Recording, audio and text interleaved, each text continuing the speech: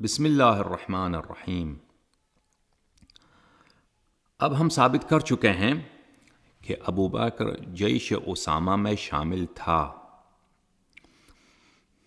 یہ ثابت کرنے کے بعد کہ ابو بکر انڈیڈ حقیقتاً جیش اسامہ میں شامل تھا، کچھ لوگوں کے ذہن میں یہ سوال اٹھتا ہے کہ کیا امیر المؤمنین علیہ الصلاۃ والسلام بھی لشکر اسامہ کا جزو تھے، اس لشکر میں شامل تھے یا نہیں؟ تو اس سوال کا جواب دینا ضروری ہے کہ کیا امیر المؤمنین علیہ الصلاۃ والسلام بھی لشکر اسامہ میں شامل تھے کہ نہیں۔ یہ مسلمات میں سے ہے، مسلمات، بدیہیات، سیلف ایویڈنٹ میں سے ہے کہ امیر المؤمنین علیہ الصلاۃ والسلام لشکر اسامہ میں شامل نہیں تھے، شامل نہیں تھے، اور کسی نے بھی اس بات کا ذکر نہیں کیا ہے کہ امیر المؤمنین علیہ الصلاۃ والسلام لشکر اسامہ میں شامل رہے ہوں۔ دیکھیے، لشکر اسامہ کا جو طعن ہے، لشکر اسامہ ایک عیب کی طور سے طعن بولتے ہیں، کس کو؟ طعن، یعنی ایک منقصت ان کے کردار میں ایک خامی، منقصت کے طور پر ان کے کردار میں ایک خامی، ایک عیب جو فسق کی حد تک یا ان کی نااہلی، خلافت کے لیے نااہلی، ایک ایسا طعن ہے ابو بکر و عمر کے کردار میں جو قدیم ایام سے، یعنی اسلام کے اوائل سے شیعوں نے جماعت عمریہ کے خلاف اس کو مطرح کیا ہے، اس کو اٹھایا ہے۔ تو جماعت عمریہ کے علماء نے بھی اس طعن کو جواب دینے کی کوشش کی ہے، لیکن ان میں سے کسی نے یہ نہیں کہا کہ اگر ابو بکر لشکر اسامہ میں شامل تھا تو امیر المؤمنین علیہ السلام بھی شامل تھے، کیونکہ امیر المؤمنین علیہ السلام شامل نہیں تھے، اور اس بات کو کسی نے ذکر نہیں کیا ہے، بلکہ اس کے برعکس علماء نے ذکر کیا ہے کہ امیر المؤمنین علیہ السلام لشکر اسامہ میں شامل نہیں تھے، جیسا کہ ہم ذکر کریں گے۔ لہٰذا ابن تیمیہ جیسا ناصبی جو بہت ہی جھوٹ بولتا ہے اپنے کتاب منہاج السنہ میں، اور جھوٹ بولنے سے گریز نہیں کرتا، اس نے بھی یہ ادعا نہیں کیا ہے کہ اگر تم کہتے ہو کہ ابو بکر جیش اسامہ میں شامل تھا یا عمر شامل تھا تو امیر المؤمنین علیہ السلام بھی شامل تھے۔ تو پہلا دلیل یہ ہے کہ کسی نے ذکر نہیں کیا ہے، کسی نے ایسی بات کا ادعا نہیں کیا ہے، اور گرچہ ان کے پاس موٹیو ہونے کے باوجود کسی نے ادعا نہیں کیا ہے، کسی نے ادعا نہیں کیا ہے کہ امیر المؤمنین علیہ السلام لشکر اسامہ میں شامل تھے۔ یہ پہلی جواب ہے، کیونکہ ان کے بہت فائدے کی بات ہے جماعت عمریہ کے خلاف، اس کے بات کو انکار کر دیں کہ بھئی اس طعن کا انکار کر دیں کہ اگر یہ عیب ہے تو امیر المؤمنین علیہ السلام بھی اس میں شامل تھے۔ پہلی بات تو یہ ہے۔ دوسری بات یہ ہے کہ علماء نے ذکر کیا ہے کہ امیر المؤمنین علیہ السلام شامل نہیں تھے۔ ملاحظہ فرمائیے، یہ کتاب ہے مدارج النبوات، شیخ عبدالحق محدث دہلوی، اور یہ ہندوستان بر صغیر ہند و پاکستان کے پہلے محدث ہیں جنہوں نے علم حدیث کو سرزمین حجاز مکہ مکرمہ سے سیکھ کر ہندوستان میں پھیلایا ہے، اور یہ مغلوں کے زمانے میں، اورنگزیب عالمگیر کے زمانے میں، اس زمانے میں بہت بڑے عالم تھے۔ ان کا تعلق بخارا، ان کا آباء و اجداد کا تعلق بخارا سے ہے، اور یہ ان کے والد یہ خود دہلی میں رہتے تھے، اور ان کے متعلق کہا جاتا ہے کہ یہ پہلے محدث ہیں جماعت عمریہ کے جو ہندوستان کے سرزمین میں پیدا ہوئے ہیں۔ مدارج النبوات جلد 2، اصل کتاب فارسی میں لکھا ہے انہوں نے، لیکن اس کو ترجمہ کیا ہے فارسی سے اردو زبان میں علامہ مفتی سید غلام معین الدین النعیمی نے۔ یہ شبیر برادرز لاہور میں یہ کتاب سنہ 2004 میں چھپی ہے۔ اس کتاب میں ملاحظہ فرمائیے صفحہ نمبر 475 میں سریہ اسامہ، ملاحظہ فرمائیے، سریہ اسامہ ابن زید، سریہ زید، یہ غلط لکھا ہے زید ابن اسامہ، یہ غلطی ہے، چھاپنے میں غلطی ہوئی ہے یہاں پر کہ لکھا ہے سریہ زید ابن اسامہ، یہ اسامہ ابن زید ہے، اسامہ ابن زید. ٹائپس نے یہاں پہ غلطی کی ہے. اچھا، غزوہ یہ سرایا میں آخری سریہ جیش اسامہ ابن زید ابن حارثہ کا ہے، یہ انہوں نے ذکر کیا ہے.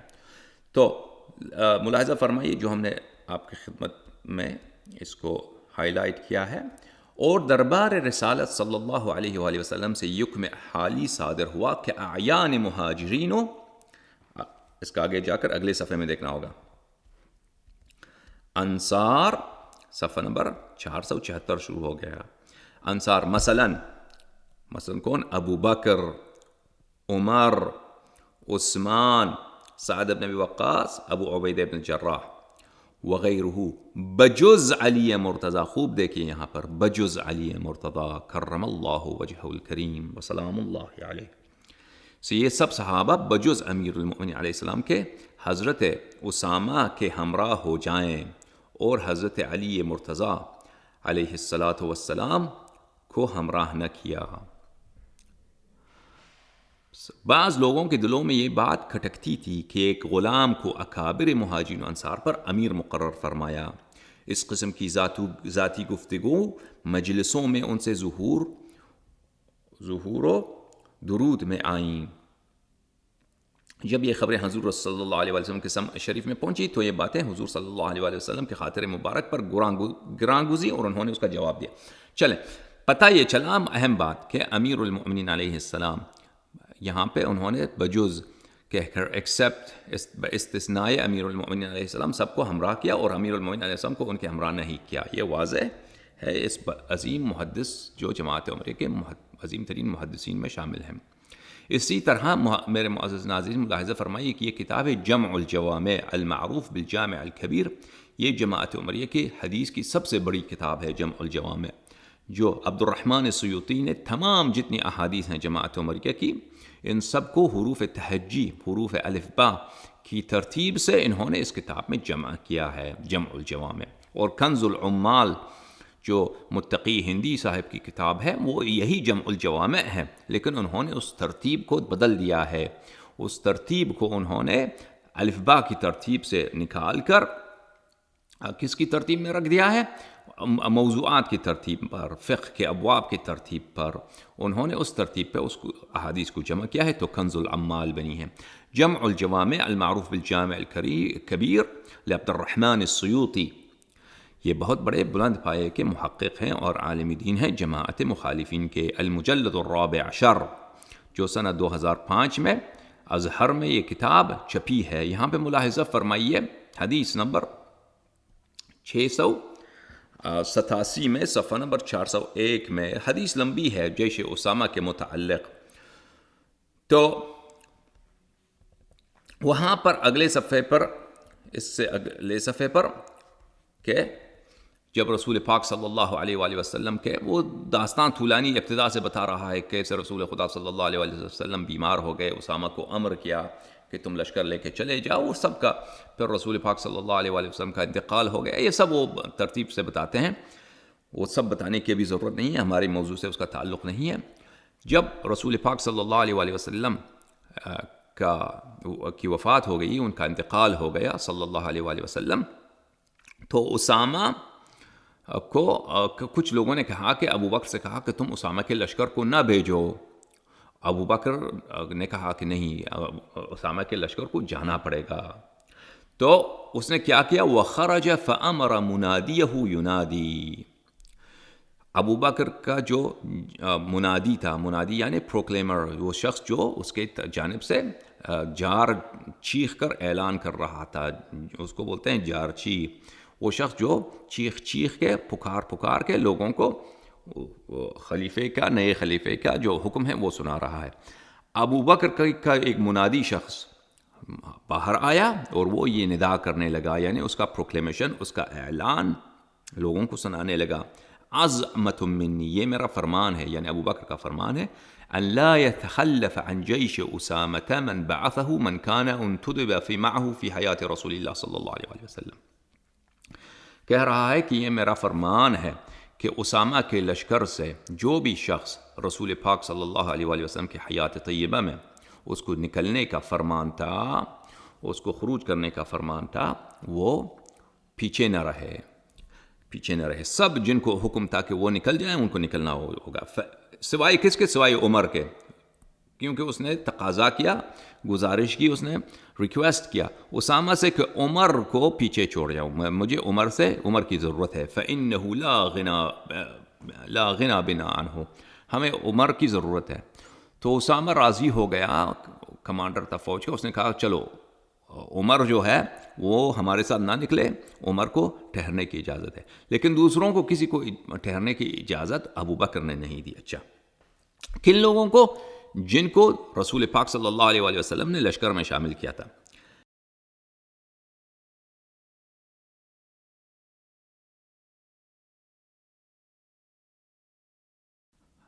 فَإِنِّي لَنْ أُوتَى، میں کہا کہ میں اجازت نہیں دیتا. ابو بکر نے کہا، اعلان کیا، اس کے پکارنے والے نے اعلان کیا کہ کسی کو اجازت نہیں ہے کہ وہ خروج سے، اسامہ کے ساتھ فوج میں نکلنے سے کیا کرے، وہ پیچھے رہ جائے. ابطاء کہتے ہیں پیچھے رہ جانے کو. إِلَّا أَلْحَقْتُهُ بِمَاشِيًا، اگر وہ کوئی شخص پیچھے رہ گیا تو پھر میں اسے سزا کے طور پر کیا کروں گا؟ سزا کے طور پر اس کو پیدل حکم دوں گا کہ تم فوج سے جا ملنا.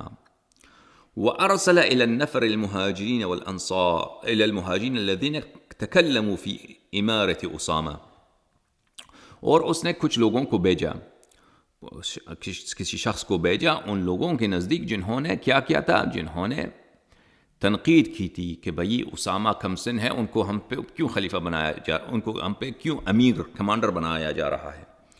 تو ابو بکر نے ان کو ڈانٹا، وَأَخَذَهُمْ بِالْخُرُوجِ، اور ان کو حکم دیا کہ تم نکل جاؤ، فوراً فوج میں چلے جاؤ. فَلَمْ يَتَخَلَّفْ عَنِ الْبَعْثِ إِنسَانٌ وَاحِدٌ، پس ان لوگوں میں سے جن کو رسول اللہ صلی اللہ علیہ وآلہ وسلم نے لشکر میں شامل کیا تھا، ان میں سے کوئی بھی پیچھے نہیں رہا، سوائے کس کے؟ ابو بکر جو اب خلیفہ بن چکا ہے، اور عمر جس کی سفارش ابو بکر نے کی تھی. تو کوئی پیچھے نہیں رہ گیا. تو تاریخ سب جانتے ہیں کہ امیر المؤمنین علیہ الصلوۃ والسلام فوج کے ساتھ نہیں گیا، فوج کے ساتھ وہ گئے ہی نہیں. تو یہ بھی دلیل ہے کہ جن لوگوں کو فوج میں شامل کیا گیا تھا ان سب کو بھیجا گیا، سوائے کس کے؟ سوائے ابو بکر کے اور عمر کے، باقی سب کو ابو بکر نے بھیج دیا. اس لیے بس اس سے ثابت ہوتا ہے کہ امیر المؤمنین علیہ الصلوۃ والسلام ابتدا ہی سے ان کے فوج میں شامل نہیں تھے. اچھا، ملاحظہ فرمائیے یہ کتاب ہے کنز العمال، وہی یہ جمع الجوامع ہی کی ایک دوسری ترتیب سے لکھی گئی کتاب ہے. علاء الدین علی متقی بن حسام الدین الہندی، یہ علامہ متقی ہندی صاحب کی کتاب ہے، جنہوں نے اسی جمع الجوامع کو انہوں نے ترتیب بدل کر لکھا ہے اور اس کا نام رکھا ہے کنز العمال. اچھا، یہ حصہ دہم ہے، اور اس کتاب کو ترجمہ کیا ہے کس نے؟ بھلے مفتی احسان اللہ شائق اور کسی اور دوسرے لوگوں نے. اچھا، ترجمہ کون؟ ابو محمد یوسف تنولی صاحب نے. اچھا، یہاں پہ ملاحظہ فرمائیے صفحہ نمبر 602 میں وہی روایت جو ہم نے آپ کو عربی میں دکھایا، کتاب جمع الجوامع سے، حدیث نمبر 30,266. اچھا، یہاں پہ کیونکہ یہ روایت کافی لمبی ہے تو جو حصہ ہم آپ کو دکھانے جا رہے ہیں وہ اس صفحے پر ہے. اچھا، یہ صفحہ نمبر کون سا ہے؟ 604 پر.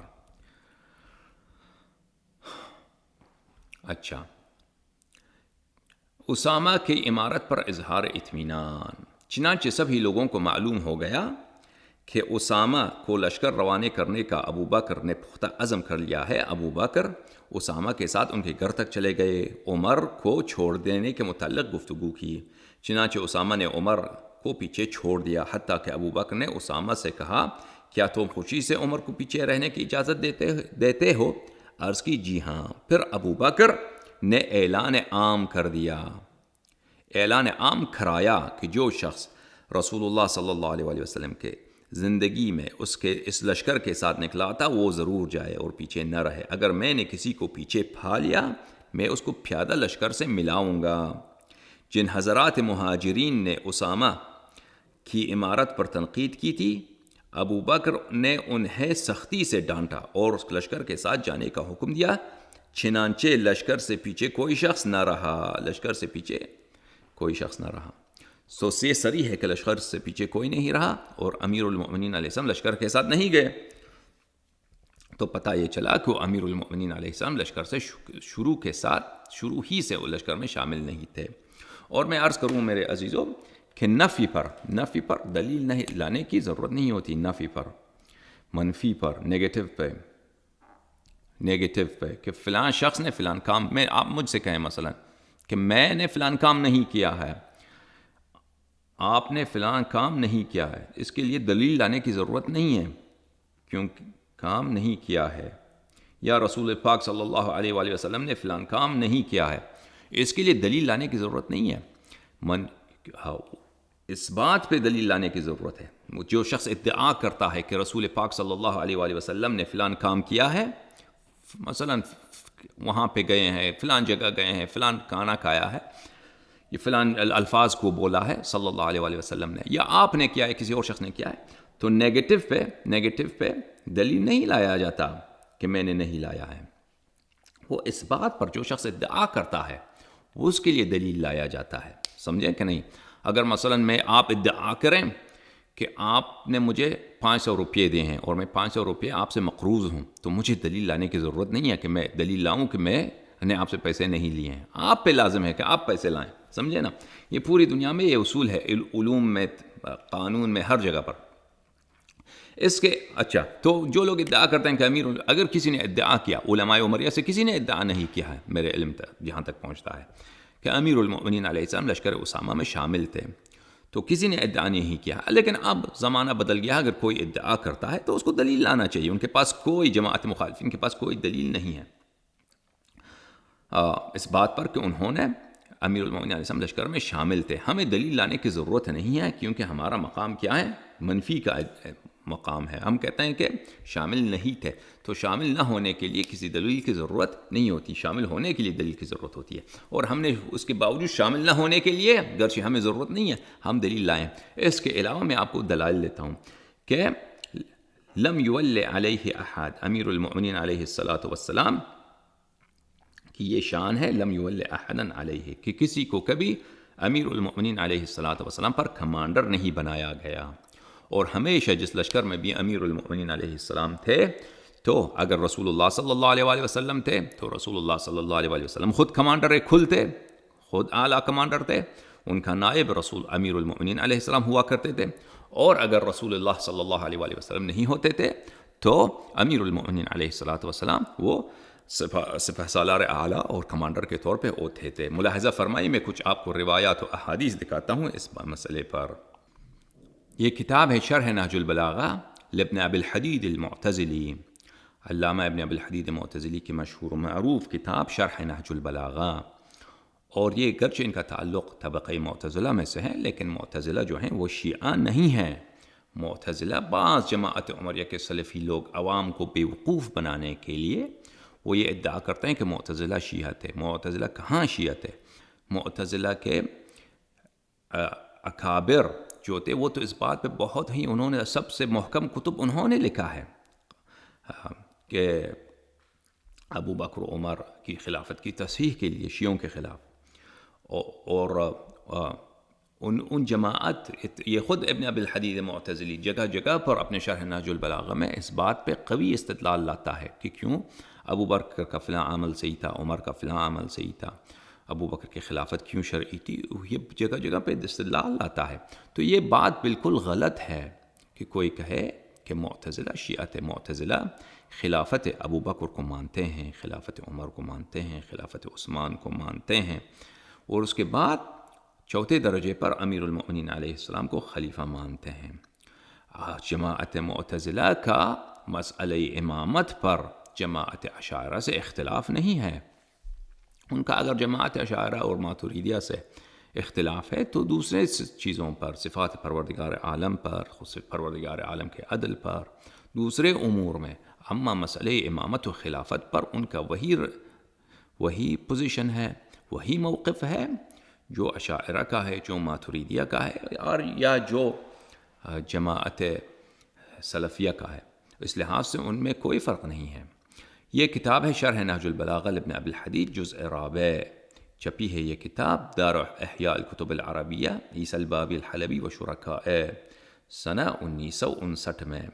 ملاحظہ فرمائیے اس کتاب میں صفحہ نمبر 95 پر صفحے کے آخر میں وروى الواقدی، واقدی نے محمد بن عمر واقدی نے روایت کی ہے، سئل الحسن عن علی علیہ السلام، حسن البصری سے پوچھا گیا امیر المؤمنین علیہ السلام کے متعلق، وکان یظن به الانحراف عنہ ولم یکن کما یظن، اور یہ شخص کہتا ہے کہ حسن البصری کے متعلق یہ کہا جاتا ہے کہ وہ امیر المؤمنین علیہ الصلاۃ والسلام کے خلاف تھے، لیکن وہ خلاف نہیں تھا. یہ بات صحیح نہیں ہے. بہرحال ہمارے نزدیک، شیعوں کے نزدیک حسن بصری منحرف شخص ہے اور وہ باطل پر ہے، اور اس کی کافی مذمت ہوئی ہے. فقال، تو حسن بصری نے اس کے جواب میں کیا کہا؟ یہ کہا کہ جب سوال کیا گیا ہے امیر المؤمنین علیہ السلام کے متعلق، ما اقول فی من جمع الخصال الاربع، میں کیا کہوں اس شخص کے متعلق جس میں 4 خصلتیں جمع تھیں.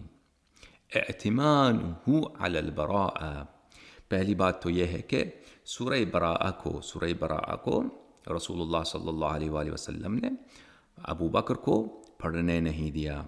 یہ بھی ابو بکر کے متائن میں سے ایک متعن ہے کہ جب سورہ براءہ نازل ہوئی تو رسول اللہ صلی اللہ علیہ وآلہ وسلم کو حکم ہوا کہ یہ آیتیں یا تو آپ خود جا کر مکہ میں لوگوں کفار کو پڑھ کے سنائیں گے، یا وہ شخص جو آپ سے ہے، جو آپ میں سے ہے.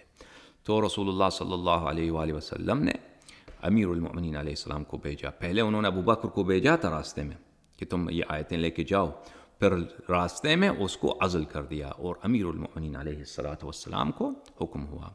تو یہ سورہ براءہ مکے میں پڑھنے کے لیے، کیونکہ مکہ اس وقت مشرکین کا گڑھ تھا، اور مکہ اس وقت مشرکین میں مکہ جو تھے وہ امیر المؤمنین علیہ السلام کے بڑے دشمن تھے. کیوں دشمن تھے؟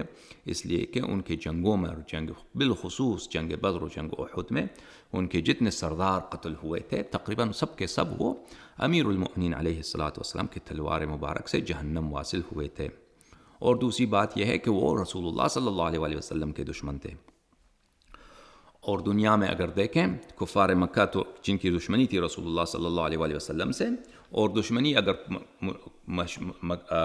کفار کی بات کریں، مشرکین کی بات کریں، کیونکہ وہ ٹرائبل اور ایک قبائلی نظام تھا، تو وہ اگر رسول اللہ صلی اللہ علیہ وآلہ وسلم سے انتقام لینا چاہتے تھے، تو اگر رسول پاک صلی اللہ علیہ وآلہ وسلم نہ ہوتے، ان تک رسائی نہ ہوتی، تو سب سے نزدیک ترین شخص رسول اللہ صلی اللہ علیہ وآلہ وسلم کے بعد کون تھا؟ جو رسول صلی اللہ علیہ وآلہ وسلم سے سب سے اقرب ہو اور سب سے محبوب ہو. کون تھا؟ وہ کوئی نہیں تھا سوائے امیر المؤمنین علیہ السلام کے، کیونکہ امیر المؤمنین علیہ السلام ان کا داماد بھی تھا. امیر المؤمنین علیہ السلام گرچہ ان کا چچا زاد بھائی تھا، لیکن بیٹے کی حیثیت رکھتا تھا، کیونکہ امیر المؤمنین علیہ السلام ابتدائی پرورش ان کی رسول اللہ صلی اللہ علیہ وآلہ وسلم کے ہاتھوں سے ہوئی. جب ان کی ولادت ہوئی تو حضرت فاطمہ بنت اسد سلام اللہ علیہا نے ان کو اپنے فرزند، یعنی حضرت فاطمہ بنت اسد سلام اللہ علیہا ماں کی حیثیت رکھتی ہیں رسول خدا صلی اللہ علیہ وآلہ وسلم سے، تو ان کو رسول اللہ صلی اللہ علیہ وآلہ وسلم سے کے حوالے کیا. جب انہوں نے آنکھ کھولا ہے تو پہلا چہرہ جو ان کو نظر آیا ہے تو وہ جمال حضرت رسول اللہ صلی اللہ علیہ وآلہ وسلم ہے.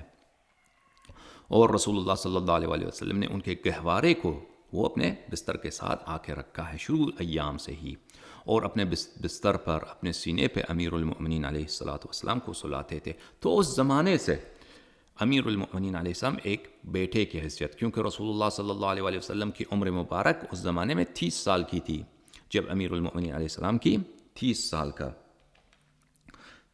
کا ان کا عمر مبارک تھا. تو اس زمانے میں رسول اللہ صلی اللہ علیہ وآلہ وسلم کا کیا تھا؟ کوئی اولاد بیٹا تو ان کا اپنا نہیں تھا، اور ان کے بیٹے جناب قاسم، جناب طیب جو پیدا بھی ہوئے تو وہ وفات کر گئے، لیکن وہ امیر المؤمنین علیہ السلام سے چھوٹے تھے. لیکن امیر المؤمنین علیہ السلام کو انہوں نے کے ساتھ تھے، ہر جگہ جاتے امیر المؤمنین علیہ السلام ان کے ساتھ جاتے. پھر جب اعلان رسالت ہوا تو ان کا سب سے بڑا مدافع اور سب سے بڑا حامی اور سب سے بڑا فدائی کون تھا؟ ایک تھے امیر المؤمنین علیہ السلام اور ایک تھے حضرت ابو طالب سلام اللہ علیہ. تو یہ کفار مکہ جن کے دلوں میں اتنا کینہ تھا، کینہ بغض تھا کن کا؟ رسول اللہ صلی اللہ علیہ وآلہ وسلم کا، کہ انہوں نے کیا کیا ہے ہمارے خداؤں کو، کہاں کہ خدا ہمارے آپ کے جھوٹے ہیں، خدا آپ کے سب بت جو ہیں خداؤں کو جھٹلایا ہے، بتوں کو جھٹلایا ہے رسول اللہ صلی اللہ علیہ وآلہ وسلم نے. اور کیا کیا ہے ان کی جوانوں کو کیا گمراہ کیا ہے رسول اللہ صلی اللہ علیہ وآلہ وسلم نے. گمراہ کیا ہے کیسے؟ کہ وہ بت پرست تھے، ان کو مسلمان بنایا. اچھا، اس کے علاوہ یہ کینہ و بغض کن کے لیے؟ رسول اللہ صلی اللہ علیہ وآلہ. اور کینہ و بغض امیر المؤمنین علیہ السلام کے لیے. کیوں؟ کیونکہ ان کے جنگوں میں دوسرے صحابہ تو سب بھاگ جاتے تھے اکثر، اور یہ حقیقت ہے. جس شخص نے دفاع کیا ہے ان کی فتح کو، ہمیشہ فتح کو تبدیل کیا ہے، کفار کی فتح کو تبدیل کیا ہے کس میں؟ شکست میں. کس نے کیا ہے؟ ہاں شاہ مرداں شیر یزداں قوت پروردگار، لا فتح الا علی، لا سیف الا ذو الفقار سلام اللہ علی امیر المؤمنین. ایک تو یہ بات ہے کہ انہوں نے فتح کو، ان کی فتح کو ہمیشہ شکست میں تبدیل کیا ہے. وَإِلَّا دوسرا صحابہ تو بھاگ گئے تھے، بالخصوص غزوہ احد میں، وہ تو ثابت ہے. اور دوسری بات، ان کے جوانوں کو، سرداروں کو، ان کے جب جنگ بدر میں جب مسلمانوں کے لشکر نے کفار کے ایک جاسوس کو، جنگ سے پہلے کفار کا ایک جاسوس جو تلیائی لشکر میں، جو اس کو بولتے ہیں فرت بولتے ہیں عربی زبان میں، وہ شخص جو لشکر سے پہلے نکلتا ہے، لشکر سے 2 میل 3 میل 5 میل آگے نکلتا ہے، وہ دیکھنے کے لیے کہ راستے میں کیا ہو رہا ہے، جو اگر کوئی خطرہ ہے تو بھاگ کر جلدی سے دوڑ کر واپس آگے لشکر کو خبر کرے. کفار کا ایک ایسا فرت انہوں نے گرفتار کیا، رسول پاک صلی اللہ علیہ وآلہ وسلم کی خدمت میں لائے. تو رسول پاک صلی اللہ علیہ وآلہ وسلم نے اس فرت سے پوچھا، اس جاسوس سے پوچھا کہ بتاؤ آپ کے لشکر میں، کفار کے لشکر میں کون کون آ رہے ہیں؟ تو اس نے بتایا کہ فلاں سردار ہے قریش کا، فلاں شخص ہے، فلاں شخص ہے، اس کا فلاں جو سب بہادر افراد تھے ان کا نام لیا. تو رسول پاک صلی اللہ علیہ وآلہ وسلم نے کہا رمتکم مکتو بأفلاذ اکبادها یا بأفلاذ کبدها، جہاں تک مجھے یاد پڑتا ہے کبدها زیادہ روایت کی گئی ہے، 1-2 روایات بھی اکبادها کی طرح ہے. اچھا، رمتکم، مکہ نے آپ کی طرف پھینکا ہے، کس کو پھینکا ہے؟ تھرو کیا ہے، پھینکا ہے کس کو؟ افلاذ کبدها. افلاذ بولتے ہیں قطعے کو، ٹکڑے کو، ٹکڑے کو. اور وہ یہ استفادہ بھی نہیں کیا جاتا ہے اکثر لفظ فلاذ، مگر ٹکڑا ہو جگر کا. اور یہ عربی زبان میں نہایت ہی فصیح کلمات ہیں کہ مکے نے آپ کی طرف پھینکا ہے، آپ کے. اور رسول اللہ صلی اللہ علیہ وآلہ وسلم کی فصاحت، بلاغت کی کیا بات ہے، کہ ان کے جملوں میں کیا معنی ہے، کیا حکمت ہے. رسول اللہ صلی اللہ علیہ وآلہ وسلم زبان کہنے سے اور بیان کرنے سے عاجز ہے، اور اگر پوری دنیا جمع ہو جائے تو رسول اللہ صلی اللہ علیہ وآلہ وسلم کے مطہر الفاظ کی طرح دوسرے الفاظ لانے سے سوائے قرآن کے، اب قرآن کی اور بات ہی اور ہے، رسول اللہ صلی اللہ علیہ وآلہ وسلم کے الفاظ جیسے نہیں لا سکتا. کہنے کا مقصد یہ ہے کہ ان سب کو جنگ بدر، مثلا جنگ احد میں، ان سب کفار کے سرداروں کو کس نے جہنم واصل کیا؟ کس نے؟ امیر المؤمنین علیہ السلام نے. امیر المؤمنین علیہ السلام تھے، امیر المؤمنین علیہ السلام تھے. جنگ بدر میں کفار کے 70 ہیرو جہنم واصل ہوئے، 70 سردار، 70 جنگجو، ان میں سے 35 جو تھے، 35 امیر المؤمنین علیہ السلام کے تلوار سے مستقیماً بلا اشتراک احد، مستقلاً صرف اپنی ہی تلوار سے انہوں نے حاصل کیا. اور باقی جو 35 تھے ان باقی 35 کو بھی امیر المؤمنین علیہ الصلوۃ والسلام باقی 35 میں بھی مسلمانوں کی مدد فرمائی. تو شخص ایسے ہیں امیر المؤمنین علیہ السلام کہ وہ ہر لحاظ سے انہوں نے کفار کو شکست کا داغ اور اپنے جوانوں اور اپنے سرداروں اور اپنے شہیدوں کا ان کو داغ اور ان کا انہوں نے خون کرایا ہے، ان کو داغ دکھایا ہے. تو اس لیے کفار قریش امیر المؤمنین علیہ الصلوۃ والسلام کے لیے اپنے دلوں میں بہت بغض رکھتے تھے. تو اس زمانے میں جب امیر المؤمنین علیہ السلام کو حکم ہوا ہے کہ آپ سورہ براءہ کے آیات کو مکے میں تلاوت کریں، کفار مکہ تو ہر لحاظ سے امیر المؤمنین علیہ السلام کو ٹکڑے ٹکڑے کرنے کے وہ اشتیاق تھے. چاہیے تو یہ تھا کہ رسول اللہ صلی اللہ علیہ وسلم ایسے شخص کو مکہ بھیجے جن کے کفار کے ساتھ کوئی دشمنی نہیں ہے، جس نے کفار کی کبھی کوئی خون نہیں کیا ہے. مثلا ابو بکر ہے، کسی بھی جنگ میں ابو بکر نے کسی کافر کا کچھ بگاڑا ہی نہیں ہے، کسی کافر کے اس نے کسی کتے کو بھی کبھی نقصان نہیں پہنچایا. یا عمر ہے، کسی بھی جنگ میں عمر نے کسی کافر کو کوئی ضرر نہیں پہنچایا. یا عثمان ہے، اس نے کسی جنگ میں ان تینوں میں سے دیکھیں آپ تاریخ میں دیکھ کرتے کہ انہوں نے جنگوں میں کیا کیا ہے کفار کے ساتھ، کچھ بھی نہیں کیا ہے. چاہیے تو یہ کہ ان کو بھیج دیں. رسول اللہ صلی اللہ علیہ وسلم سے کوئی قرابت بھی نہیں ہے، کوئی چچا زاد بھائی بھی نہیں ہے، کوئی داماد بھی نہیں ہے. اگر کسی نے ابو بکر کو قتل کیا تو اس سے رسول پاک صلی اللہ علیہ وسلم کا کیا بگڑے گا؟ ہاں، سسر تو کوئی خاص چیز نہیں ہوتا، سسر اور بھی 9 اور ہیں رسول اللہ صلی اللہ علیہ وسلم کے. اور ایک بڈھا ہے، شخص ہے جو اس کا بھائی کفار کو کوئی ضرر بھی نہیں پہنچا ہے. یا عمر کو بھیجتے یا عثمان کو، ان کو نہیں بھیجا. امیر المؤمنین علیہ السلام کو بھیجا. کیوں؟ کیونکہ خدا کی جانب سے حکم آیا ہے کہ ایسا شخص آیات براءت کی تلاوت کرے گا جو یا آپ خود جائیں مکہ، یا آپ جیسا ایک دوسرا شخص جو بالکل آپ جیسا ہو، آپ میں سے ہو. تو گرچہ ابو بکر کو راستے میں بھیج جاتا، ابو بکر کو راستے میں ہی عزل کر دیا. اور علماء نے فرمایا کہ عزل کسی کو کام سے نکالنا، العزل للرجال كالطلاق للنساء. عزل مردوں کے لیے کسی کو کام سے نکال دینا اس وہی درجہ رکھتا ہے جو عورتوں کے لیے طلاق بے عزتی والی بات ہوتی ہے نا، کسی کی طلاق ہو گئی. تو اسی طرح مردوں کے لیے بھی اس کو کسی کام سے، کسی عہدے سے آپ نکال دیں تو وہ طلاق ہی جیسی بے عزتی والی بات ہوتی ہے. تو یہ حسن بصری نے کہا، ملاحظہ فرمائیے، حسن بصری نے کہا ما اقول فی من جمع الخصال الاربع، میں کیا کہوں اس شخص کے متعلق جس نے خصال اربع 4 خصلتوں کو جمع فرمایا ہے. اعتمانہ علی براءہ، پہلی خصلت یہ ہے کہ رسول پاک صلی اللہ علیہ وآلہ وسلم نے امانت دی، اس کو امانت دار بنایا، اس کو امین سمجھا، خدا نے اس کو امین سمجھا سورہ براءت پڑھنے کے لیے. ابو بکر کو عزل کر دیا.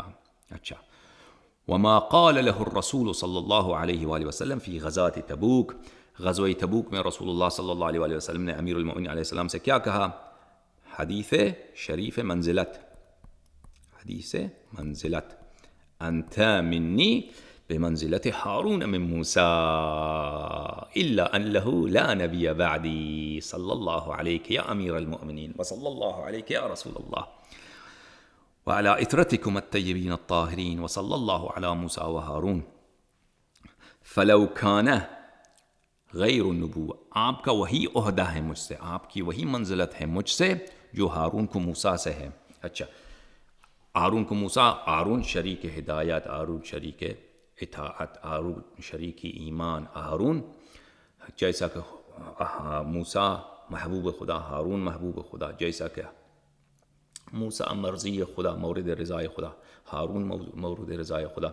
جیسا کہ موسیٰ کی طاعت بنی اسرائیل پر واجب، ہارون کی طاعت بنی اسرائیل پر واجب. یعنی ہر لحاظ سے مساوات، ہر لحاظ سے شراکت.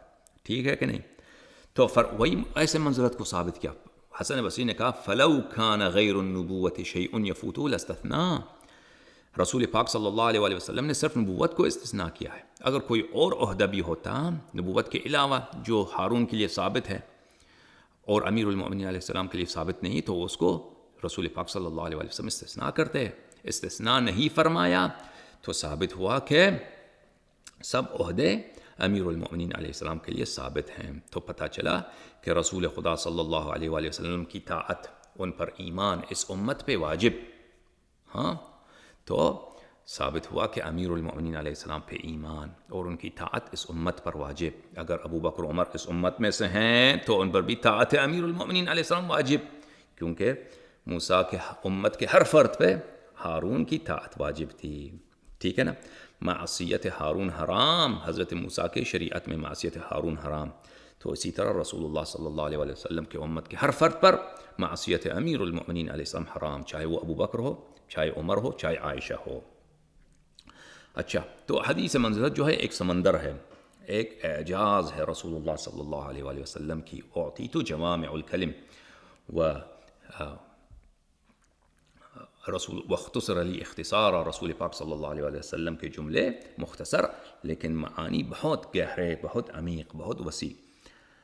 وقول النبی صلی اللہ علیہ وآلہ الثقلان کتاب اللہ وعترتی، اور رسول پاک اور یہ غزوہ حدیث منزلت صرف غزوہ تبوک میں نہیں کہا ہے، غزوہ تبوک میں کہا ہے صلی اللہ علیہ وآلہ، اور دوسرے مقامات پر بھی کہا ہے، وہ ہم ثابت کریں گے جب ہم حدیث منزلت پہ بات کریں گے۔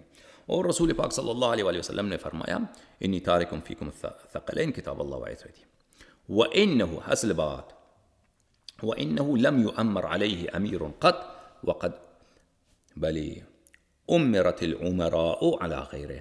اصل بات یہ ہے کہ کبھی کسی کو، شخص کو امیر المؤمنین علیہ الصلوۃ والسلام پر امیر نہیں بنایا گیا، کمانڈر نہیں بنایا گیا۔ وإنه لم يؤمر عليه أمير قط، کبھی کسی شخص کو امیر نہیں بنایا ہے کسی نے، یعنی رسول اللہ صلی اللہ علیہ وآلہ وسلم نے امیر المؤمنین علیہ السلام پر، حالانکہ وقد امرت الامراء علی غیر، ابو بکر، عمر، ان پہ امیر تعین کیا گیا ہے۔ مثلا عمرو بن العاص کو ایک دفعہ رسول اللہ صلی اللہ علیہ وآلہ وسلم نے ابو بکر عمر پر امیر بنایا۔ عمرو بن العاص ابن النابغہ، اب میں بتاؤں گا آپ کو ابن النابغہ کون ہے، عمرو بن العاص کی ماں کون تھی۔ ایسا شخص جس کے 4-5 باپ تھے، ایسے کو کمانڈر بنایا، ابو بکر عمر کو اس کا چوکیدار بنایا، ٹھیک ہے۔ تو یہ سب دلیل کے ساتھ آپ کی خدمت میں پیش کیا جائے گا انشاءاللہ تبارک و تعالی۔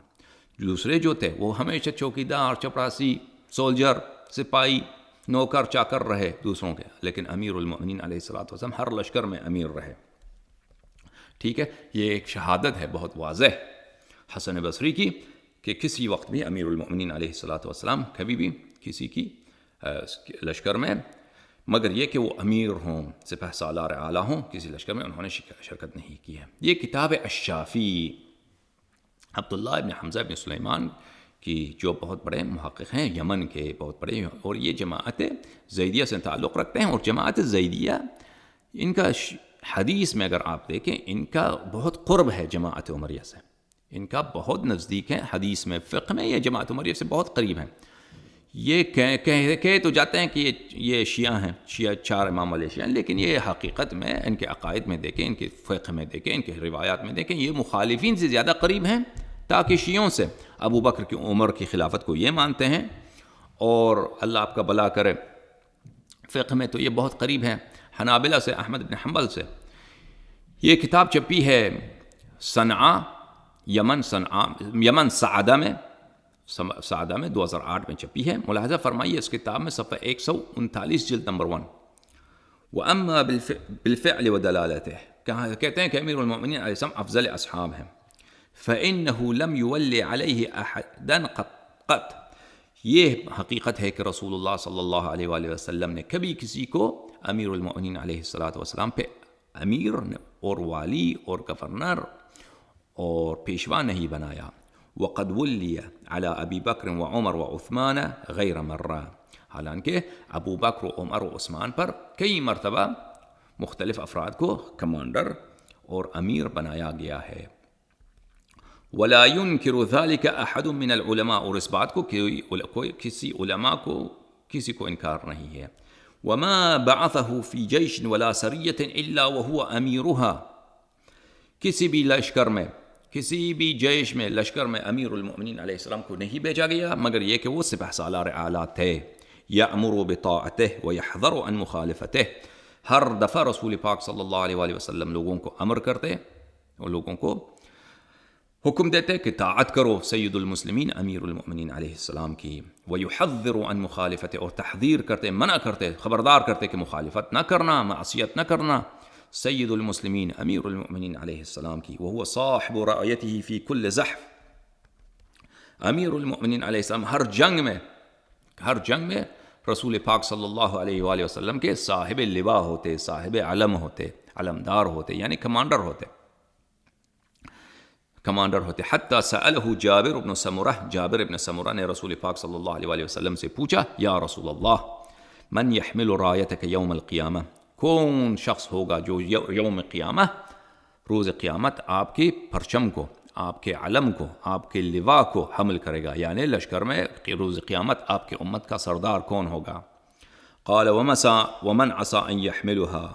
رسول اللہ صلی اللہ علیہ وآلہ وسلم نے فرمایا کون حمل کر سکتا ہے، کون حمل کر سکتا ہے میرے، ومن عسى ان يحملها، کون ہے جو اس میں یہ طاقت ہو، جس میں یہ لیاقت ہو، یہ صلاحیت ہو کہ میرے علم کو، میرے پرچم کو اور میرے لوا کو روز قیامت حمل کرے، اس کو اٹھائے. الا من يحملها فی الدنیا، مگر وہ کہ دنیا میں بھی میرا بائی ہے، میرا پشت پناہ ہے، میرا قوت ہے اور میرا علمدار ہے دنیا میں. وہ کون ہے؟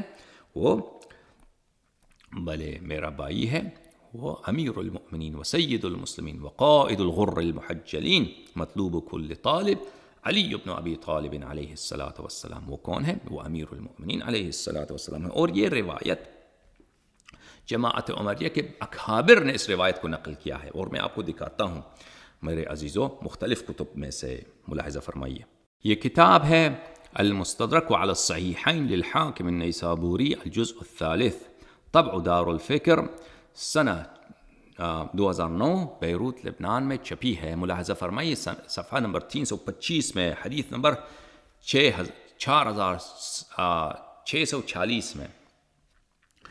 دیکھیں سند، ملاحظہ فرمائیے سند میں جو ہے وہ ذہبی جو ہے کچھ ایراد کرتا ہے، اس کا بھی جواب دیں گے. زکریہ ابن یحییٰ المصری روایت کرتا ہے مفضل ابن فضالہ سے، وہ روایت کرتا ہے سماک ابن حرب سے، وہ روایت کرتا ہے اکرمہ سے. اکرمہ روایت کرتا ہے ابن عباس سے، ابن عباس نے فرمایا لعلی سید المسلمین، امیر المؤمنین سید المسلمین علی علیہ الصلاۃ والسلام کے کیا ہیں؟ 4 خصال، ان کے کتنے ہیں؟ 4 خصلتیں ہیں. لیست لأحد، کسی کو بھی یہ خصلتیں نہیں. میں تو کہتا ہوں امیر المؤمنین علیہ السلام کے بے شمار خصال ہیں. ابن عباس کہا رہے تو امیر المؤمنین علیہ السلام کے بے شمار خصال ایسے ہیں جو کسی میں نہیں ہیں، مگر یہ کہ رسول اللہ صلی اللہ علیہ وآلہ وسلم ہو، امام مجتبی علیہ السلام ہو، شہنشاہ کربلا ہو سلام اللہ علیہم، ائمہ طاہرین علیہم السلام ہو، حضرت امام حجت مہدی منتظر صلوات اللہ علیہ وعجل اللہ تعالی فرجہ الشریف ہوں، اس کے علاوہ کسی میں بھی نہیں ہیں. اچھا، بعض ایسے ہیں کہ کسی میں نہیں ہے. وَهُوَ أَوَّلُ عَرَبِيٍ وَأَعْجَمِيٌّ صَلَّى مَعَ رَسُولِ اللَّهِ صلی اللہ علیہ وآلہ. وہ پہلے عربی ہیں اور پہلے غیر عرب و عجم میں پہلے ہیں جنہوں نے رسول پاک صلی اللہ علیہ وآلہ وسلم کے ساتھ نماز پڑھا ہے. وَهُوَ الَّذِي، اور وہ ہیں وہ ذات اقدس، كَانَ لِوَاؤُهُ مَعَهُ فِي كُلِّ زَحْف. زحف بولتے ہیں لڑائی کو، زبان عرب میں جنگ کو، معرکے کو زحف بولتے ہیں.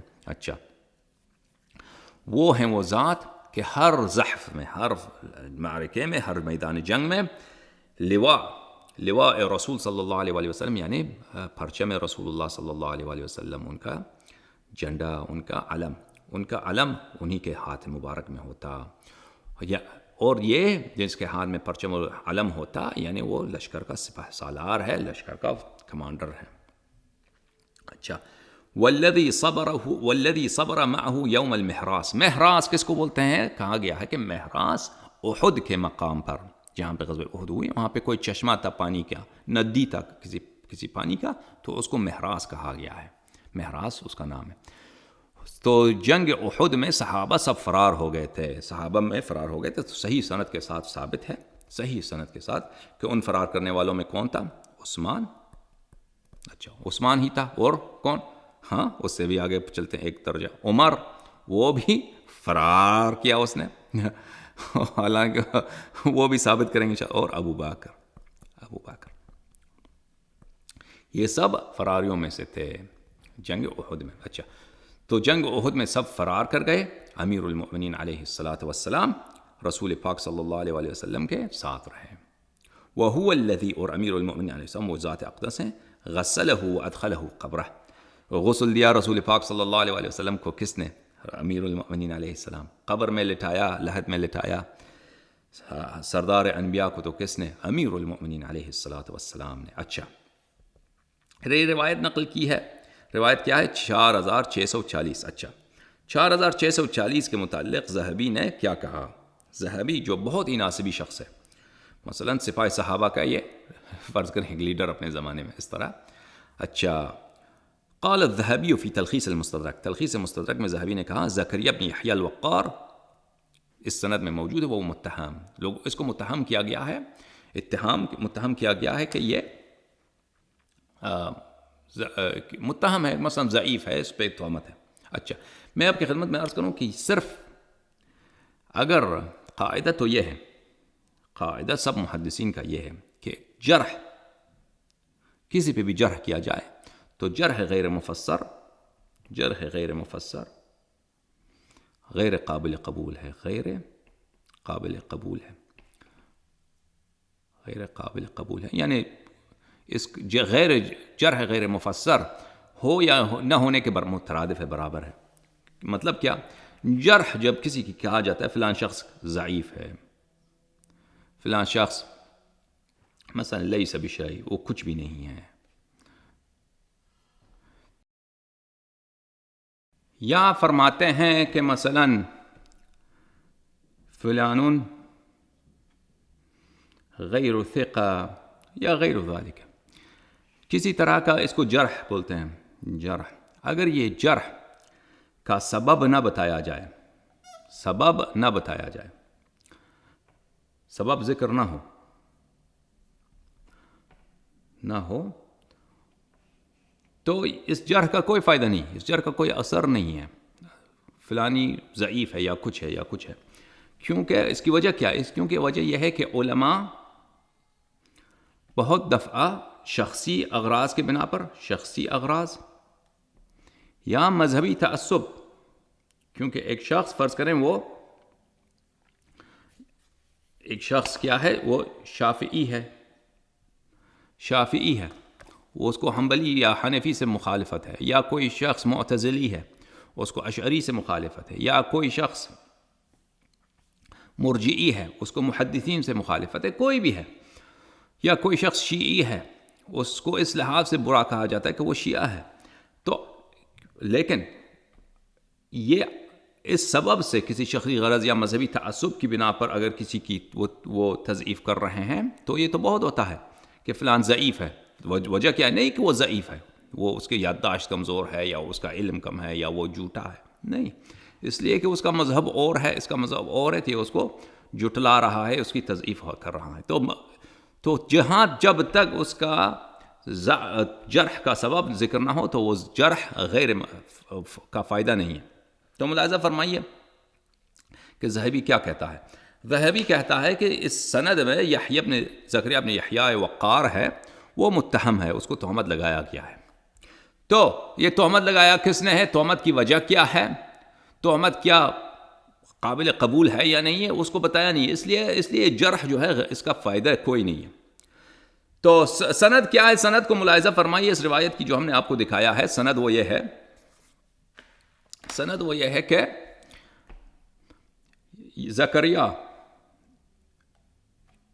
روایت کرتا ہے کس سے؟ ملاحظہ فرمائیے، ہم لکھتے ہیں آپ کے لیے یہ ہوا زکریا.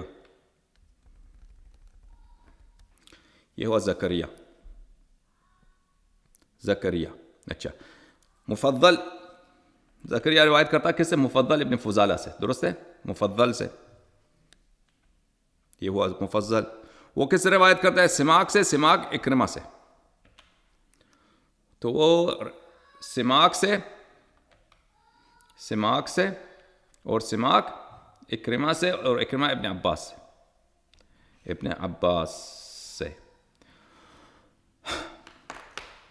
تو اس لیے اس روایت پہ ذہبی کو کچھ اس پہ کچھ اس کا اشکال ہے، تنقید ہے. تو ہم اس کو دوسرے سند کے ساتھ دکھاتے ہیں، کوئی بات نہیں. الاستیعاب فی معرفت الاصحاب، ابن عبد البر کی معروف و مشہور کتاب، طبع دار ابن الجیل. اس کتاب میں صفحہ نمبر 20 پہ وہ کیا فرماتے ہیں؟ وَاعْتَمَدْتُ في هذا الكتاب على الأقوال المشهورة عند أهل العلم بالسير وأهل العلم بالأثر والأنساب وعلى التواريخ المعروفة التي عليها عول العلماء في معرفة أيام الإسلام وسير أهله.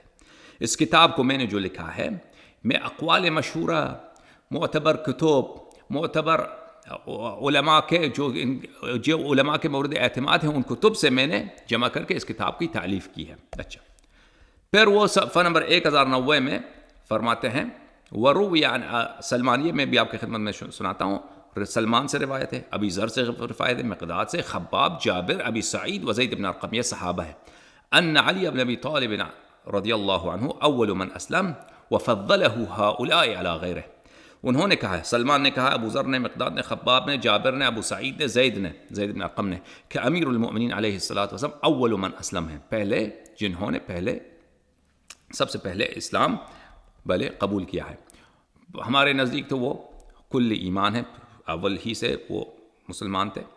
وَفَضَّلَهُ هَؤُلَاءِ عَلَى غَيْرِهِ، اور سلمان، ابو ذر، مقداد، خباب، جابر، ابو سعید اور زید بن ارقم نے امیر المؤمنین علیہ الصلوۃ والسلام کو افضل صحابہ قرار دیا ہے. اچھا، یہ ہمارے مطلب سے دور تھا، لیکن یہ میں آپ کو سنانا چاہا. لیکن یہ روایت میں آپ کو دکھانا چاہتا تھا، وہ یہ ہے کہ اکرمہ نے ابن عباس سے روایت کی لعلی علیہ السلام اربع خصال، وہی روایت جو میں نے آپ کو مستدرک سے سنایا ہے. اس کے علاوہ انہوں نے کہا وَهُوَ الَّذِي كَانَ لِوَاؤُهُ مَعَهُ فِي كُلِّ زَحْفٍ، ہر جنگ میں امیر المؤمنین علیہ الصلوۃ والسلام علمدار ہونے کی حیثیت سے لشکر کا، رسول اللہ صلی اللہ علیہ وسلم کا علم ان کے ہاتھ میں ہوتا تھا، اس لیے وہ لشکر کے کمانڈر ہوتے تھے. سند کیا ہے اس روایت کی؟ مفضل ابن صالح عن سماک ابن حرب، یعنی یہ سند، وہ دوسرا سند آپ نے دیکھا نا، سماک، وہ دوسرا سند کون تھا؟ مستدرک کا سند. مستدرک کا سند کیا تھا؟ سماک اکرمہ ابن عباس سے، ٹھیک ہے، اس طریقے سے تھا. اور اس سے پہلے مفضل ابن فضالہ تھا اور زکریہ. وہ یہ تو سند ہی اور ہے، یعنی اکرمہ سے پہلے سماک ہے. ملاحظہ فرمائیے، اکرمہ سے پہلے کون ہے؟ سماک ہے. لیکن سماک سے پہلے مفضل ابن صالح، مفضل ابن صالح، یہ دوسرا مفضل ہے، مفضل ابن نہیں ہے. اس سے پہلے جو راوی ہے وہ زکریہ ہے ہی نہیں. وہ کون ہے؟ عبداللہ الدقاق ہے، احمد بن عبداللہ الدقاق ہے، اور وہ محمد بن جریر نے اس سے روایت کی ہے، اور احمد بن فضل، محمد بن جریر طبری جو صاحب تاریخ طبری ہے. تو پتہ یہ چلا کہ یہ دوسری سند کے ساتھ بھی روایت ہوئی ہے. جس سند پہ ذہبی نے اشکال کیا ہے کہ وہ زکریہ کی روایت ہے، زکریہ بن وقار کی روایت ہے، اور وہ زکریہ متہم ہے. تو یہ سند یہ حدیث دوسری سند کے ساتھ بھی روایت ہوئی ہے، اور اس سند میں کوئی زکریہ ابن وقار کی کوئی ذکر ہی نہیں ہے. تو پتہ یہ چلا کہ جو انہوں نے اشکال کیا ہے ذہبی نے، وہ اشکال مرتفع ہو گیا، اور یہ اس حدیث کی صحت ثابت ہو گئی، الحمدللہ رب العالمین. اچھا، اور اسی حدیث کو ابن عباس سے، ابن عساکر نے اپنے تاریخ مدینہ دمشق میں، ابن تیمیہ نے منہاج میں، مزی نے تہذیب الکمال، اور بہت ساروں نے روایت کی ہے. اس کے علاوہ میرے عزیزو ابن عباس سے پھر روایت موجود ہے. ملاحظہ فرمائی، تہذیب التہذیب، یہ کتاب ہے حافظ ابن حجر عسقلانی کی، طبعی اولا، چھاپ دار المعارف النظامیہ حیدرآباد دکن کی چھاپ ہے یہ کتاب. صفحہ نمبر 475، جلد سوم. وقال مقسم کون ہے میرے عزیزوں؟ مقسم ابن بجرہ یا مقسم ابن نجدہ. یہ ملاحظہ فرمائیے، یہ ہے مقسم جو ہے ابن بجرہ یا ابن نجدہ، یہ ابن عباس کا شاگرد تھا، عبداللہ ابن عباس کا شاگرد تھا، اور اس کی روایات بخاری، مسلم اور کتب اربعہ میں موجود ہیں. بخاری نے تعلیقات میں، مسلم نے اصول میں، اور صحیح مسلم میں. اور اس کے علاوہ نسائی، ابو داؤد، ترمذی، ابن ماجہ نے اس کی روایتیں نقل کی ہیں. تو لہٰذا یہ اس کے معتمد ہونے میں اور ثقہ ہونے میں کوئی اشکال ہی نہیں ہے. کہا ابن عباس نے كانت رایۃ رسول اللہ صلی اللہ علیہ وآلہ وسلم فی المواطن كلها مع علی علیہ السلام. رسول اللہ صلی اللہ علیہ وآلہ وسلم کی رایت یعنی ان کا علم، ان کا پرچم ہر جنگ میں امیر المؤمنین علیہ الصلاۃ والسلام کے پاس تھا. وہ رایت المہاجرین، وہی جو مہاجرین کی رایت یعنی اہل مکہ کی رایت تھی. اہل مکہ سب ان کے کمان میں ہوتے تھے. وما سعد بن عبادہ رایت الانصار، سعد بن عبادہ کے پاس رایت انصار ہوا کرتا تھا. اور انہوں نے کیا کہا؟ قال مقسم نے یہ کہا ہے، الاخبار بالجزم کی ہے. اخبار کہاں کہ یہ نہیں کہا کہ روی عن مقسم سے روایت ہوئی، نہیں، کہا کہ قال مقسم. اور قال مقسم کیا ہوتا ہے؟ مقسم نے کہا ہے، اور یہ خبر دینا ہے جزم کے ساتھ، یقین کے ساتھ کہ جزم اخبار مقسم نے فرمایا ہے. اچھا، مقسم نے یہ جب کہا ہے تو یہی حافظ ابن حجر عسقلانی نے کیا کہا ہے؟ فتح الباری بشرح صحیح البخاری جزء ثانی تھا، چاپ دار المعرفہ، بلی صفحہ نمبر 205 میں ملاحظہ فرمائیے کہ کہا کہ صیغۃ الجزم فإنها لا تستعمل الا في الصحیح. صیغہ جزم صرف صحیح میں استعمال ہوتا ہے. پتہ چلا کہ ان کی سند مقسم تک صحیح ہے، اور مقسم تو ہے ہی عبداللہ بن عباس کی شاگرد، وہ بھی صحیح ہے. تو یہ صحیح سند کے ساتھ ابن عباس سے دوسری روایت میں بھی ثابت ہوئی کہ ہر زحف میں، ہر جنگ میں بلے کیا ہوتا تھا؟ کمانڈر کون ہوتے تھے؟ امیر المؤمنین سید المسلمین سلام اللہ علیہ. مگر غزوہ تبوک میں کہ امیر المؤمنین علیہ السلام اس میں شرکت نہیں کی انہوں نے، باقی سب جنگوں میں وہ شامل تھے. اچھا، وہ بھی غزوہ تبوک میں رسول اللہ صلی اللہ علیہ وسلم نے کہا کہ مدینہ کا حال اصلاح نہ ہوگا، یا آپ رہیں مدینہ یا میں رہوں گا. یہ کتاب ہے عمدۃ القاری شرح صحیح البخاری، تالیف محمود العینی، جزء نمبر 16، چاپ دار الفکر، صفحہ نمبر 216. روایت کی وقال ابن عباس، یہ بھی الاخبار بالجزم. فكانت راية رسول الله صلى الله عليه وآله وسلم بعد ذلك في المواطن كلها مع علي رضي الله تعالى عنه. رسول اللہ صلی اللہ علیہ وآلہ وسلم کے اس واقعے کے بعد، انہوں نے کہا اس واقعے کے بعد، کس واقعے کے بعد؟ جنگ خیبر کی بات کر رہے ہیں. جنگ خیبر کے بعد تمام مواطن میں تمام جنگوں میں رسول اللہ صلی اللہ علیہ وآلہ وسلم کا پرچم، ان کا علم، ان کا لشکر کا کمانڈ کس کے ہاتھ میں ہوتا تھا؟ سید المسلمین یعصوب الدین امیر المؤمنین علیہ الصلاۃ والسلام کے دستے خیبر شکن میں. اور وفی حدیث جابر بن سمرہ کے حدیث میں ہے، قالو، لوگوں نے عرض کیا، یا رسول اللہ صلی اللہ علیہ وآلہ، من یحمل رایتک یوم القیامہ، روز قیامت آپ کا علم، آپ کی رایت، آپ کا پرچم کون اٹھانے والا ہوگا؟ فرمایا قال من عسى ان يحملها يوم القیامہ، فرمایا کہ روز قیامت صلی اللہ علیہ وآلہ وسلم، روز قیامت کون اٹھا سکتا ہے میرا پرچم؟ الا من كان يحملها في الدنيا، مگر وہ شخص کہ دنیا میں بھی میرے پرچم کا حامل ہے. وہ کون ہے؟ وہ سید المسلمین یعصوب الدین قائد الغر المحجلین مطلوب کل طالب علی بن ابی طالب علیہ الصلاۃ والسلام روح له الفداء. اچھا، یہ جب آپ نے سنا تو دوسری روایات بھی دیکھیں. یہ البحر الزخار بمسند البزار، تالیف احمد بن عمرو بن عبد الخالق العتکی البزار، جزء نمبر 10، تبع مکتبۃ علوم والحکم المدینہ، سنہ 2003 میں چھپی کتاب، صفحہ نمبر 191، حدیث نمبر 4276. سماک عن جابر بن سمرہ سے روایت کی ہے. قال قلت یا رسول اللہ صلی اللہ علیہ وآلہ وسلم، من یحمل رایتک یوم القیامہ، روز قیامت آپ کا پرچم کون حمل کرے گا؟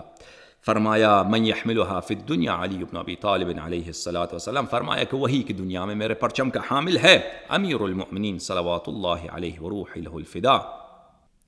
یہ کتاب ہے المعجم الکبیر للحافظ سلیمان ابن احمد الطبرانی، متوفی ہیں سنہ 360 ہجری کے، جزء ثانی، ناشر مکتبہ ابن تیمیہ قاہرہ میں، صفحہ 247، حدیث نمبر 2036. ان سماک نے جابر سے روایت کی ہے، سماک نے جابر سے روایت کی ہے کہ عرض جابر ابن سمرہ سے، قال یا رسول اللہ صلی اللہ علیہ وآلہ وسلم من يحمل رایتک یوم القیامہ، روز قیامت آپ کا پرچم کون اٹھائے گا، کون حمل کرے گا؟ فرمایا من يحسن ان يحملها الا من حملها فی الدنیا، فرمایا کہ کون اٹھا سکتا ہے میرا پرچم، کون کس میں اس کی حمل کرنے کیا صلاحیت ہے، مگر وہ شخص کہ جو دنیا میں بھی میرے پرچم کا حامل ہے۔ وہ کون ہے؟ ہاں، اسد اللہ الغالب مطلوب کل طالب، امیر المؤمنین علی بن ابی طالب صلوات اللہ علیہ وسلام اللہ علیہ و رضوان اللہ تعالی علیہ۔ اچھا، یہ سب احادیث آپ نے دیکھا، اس سے نتیجہ کیا نکلا میرے عزیزو؟ کہ امیر المؤمنین علیہ الصلاۃ والسلام، سید المسلمین سلام اللہ علیہ، حامل رایت رسول خدا صلی اللہ علیہ وآلہ وسلم دنیا میں بھی آخرت میں۔ اور حامل رایت کون ہوتا ہے؟ وہی جو کمانڈر لشکر ہوتا ہے، حامل رایت یا حامل لواء۔ کہا گیا ہے کہ لواء رایا سے کچھ چھوٹا ہوتا ہے۔ اچھا، جب یہ پتہ چلا آپ کو میرے عزیزوں کہ وہ کمانڈر ہوتا ہے، تو اس سے ثابت ہوا کہ ہر لشکر میں امیر المؤمنین علیہ الصلاۃ والسلام اگر شامل ہوئے تو اس لشکر کے وہ کمانڈر ہوا کرتے تھے، کمانڈر اور امیر ہوا کرتے تھے۔ تو پتہ یہ چلا کہ سریہ اسامہ میں امیر المؤمنین علیہ السلام شامل نہیں تھے۔ وصلی اللہ علی سیدنا محمد وآلہ الطاہرین۔